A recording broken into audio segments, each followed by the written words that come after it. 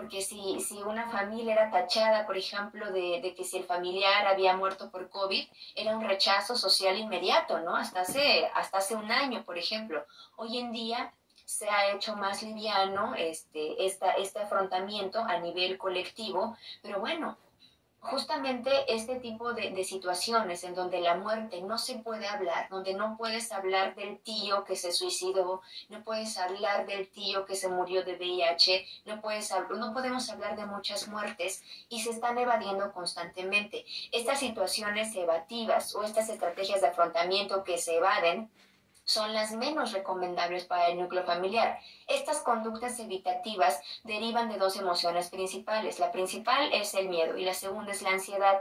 La persona, el núcleo familiar, tiene muchísimo miedo de hablarlas, ¿no? Porque porque no sabemos cómo va a reaccionar la familia. Hay muchos niños, por ejemplo, que se les ocultan muchas situaciones. Entonces, por ejemplo, el niño pregunta, ¿no? Por ejemplo, ¿a dónde se fue mi mamá?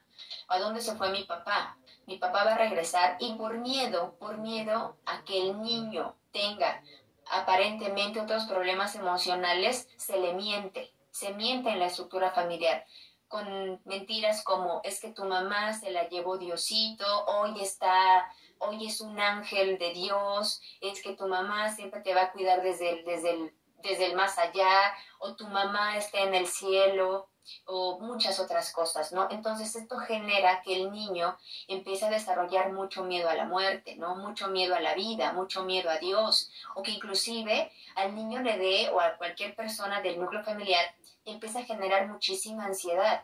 Y con esto se derivan un montón de emociones más propias de un duelo patológico. Hablamos de un enojo crónico, de una depresión reactiva profunda y crónica también. Hablamos de sensaciones de muchísimo enojo y muchas otras cosas que se generan a raíz de estas conductas evitativas. Entonces, acá aquí les presento un dato interesante, en donde la educación tanatológica o la tanatología educativa, que es a lo que yo apuesto siempre con mis estudiantes de tanato, el 56% de las personas, ¿no? Esta es de una revista en California, un dato estadístico del 2012, nos dice que el 56% de las personas afirman nunca haber expresado qué querían a lo largo o para el final de sus vidas.